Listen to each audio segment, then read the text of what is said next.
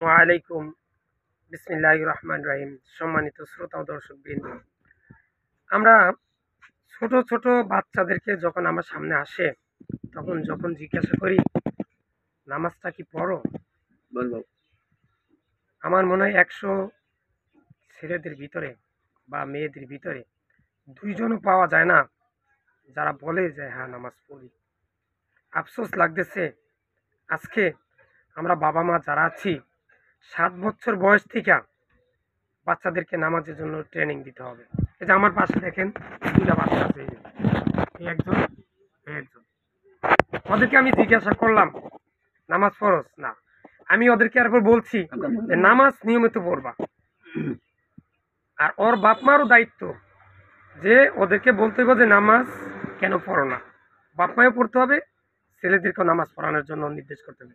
দুজনকে যখন জিজ্ঞাসা করলাম যে তোমরা কি প্রস্রাব করিয়া ঢিলা কুলুপ লাও বা পায়খানা করে ঢিলা কুলুপ লাও, না, তারা বলে ওদের দোষ নেই, মাসুম বাচ্চা, এদের দোষ নেই। এদেরকে যদি শিখাইতো বাপ মায় তাহলে ওরা ঠিকই করতো। আসলে এটা গীবতের উদ্দেশ্য না, আমি সচেতনতার উদ্দেশ্য ওদের চেহারাটা দেখাইলাম।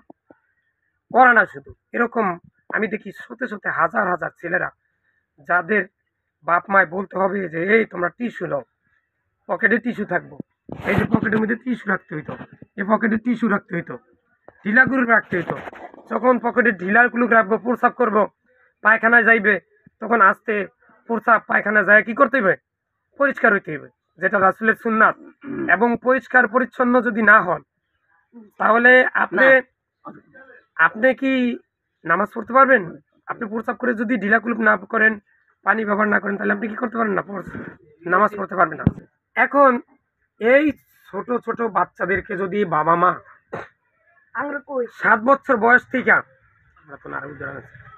যে পায়খানা যাইবে বা ঢিলাকুলুপ নিতে হবে, টিস্যু ব্যবহার করতে হবে, প্রস্রাবের পর পানি ব্যবহার করতে হবে, এটা যদি বুঝিয়ে দিত আজকে এই ছোট ছোট বাচ্চারা, তারা ঢিলাকুলুপও ব্যবহার করতো, ৫ ওয়াক্ত নামাজও পড়তো, সালাত আদায় করতো দৈনিক মসজিদে যায়। যে আজকে তাই আপনাদের কাছে বিনীত অনুরোধ, যাদের ঘরে ৭ বছরের ছেলে মেয়ে আছে তাদেরকে ঢিলাকুলুপ ব্যবহারের জন্য নির্দেশ দিবেন, টিস্যু ব্যবহার করার জন্য নির্দেশ দিবেন।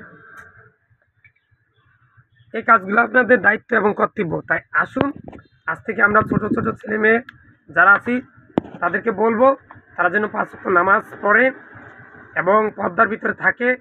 ১২ বছর বয়সে অবশ্যই প্রহার করতে হবে নামাজের জন্য, পুরো প্রেশার দিতে হবে যে নামাজ পড়বে না ঘরে, তাইলে ভাতের কোনো ব্যবস্থা নাই, খাবারের দাবার কোনো ব্যবস্থা হবে না। আমরা সবসময় মুখে লা ইলাহা ইল্লাল্লাহ পড়বো এবং সবাইকে নামাজের জন্য আহ্বান করব, নামাজ পড়ার জন্য নির্দেশ দিব। আর মুখে লা ইলাহা ইল্লাল্লাহ, হাতে কাজ, মুখে লা ইলাহা ইল্লাল্লাহ পড়বো, ৫ ওয়াক্ত নামাজ পড়বো। আমার কোনো কথা যদি কোরআন হাদিসের বাইরে যায় তাহলে আমার কথাগুলো দেলায় ছুঁড়ে ফেলে দিবেন, আমার কথাগুলো মানবেন না যদি কোরআন হাদিসের মতো না হয়। আর শিরক এবং বেদাত মুক্ত থাকতে হবে, শিরক বেদাত মুক্ত কার্যক্রম করা যাবে না, কবিরা গুনাহ করা যাবে না, তাবিজ তোমার সাথে দেওয়া যাবে না। আর সন্তানকে শিরক বেদাত মুক্ত মাদ্রাসায় ভর্তি করা দিতে হবে। যেই প্রতিষ্ঠানে শিরক বেদাত কার্যক্রম চলে তাদেরকে বুঝে শিরক বেদাত বুঝন করতে হবে। যে হুজুর বেদাত করে, শিরক করে, তাদেরকে বলতে হবে যে হুজুর আপনি বেদাত করতে পারবেন না, শিরক করতে পারবেন না। যে হুজুরে শিরক করে, বেদাতের সাথে সংশ্লিষ্ট বেদাতি কার্যক্রম করে, তাকে বুঝাইতে হবে, প্রয়োজন বোধে তাকে কঠোরতা দিতে হবে এভাবে যে আপনি বেদাত ছাড়ুন, শিরক ছাড়ুন। আর নইলে আপনাকে আমরা বয়কট করবো, আপনাকে বাদ দিয়ে যেই হুজুরে বেদাত করে না, শিরক করে না, তাকে আমরা এখানে আনবো। আমার ভিডিওটা বেশি বেশি করে শেয়ার করেন। আসসালামু আলাইকুম।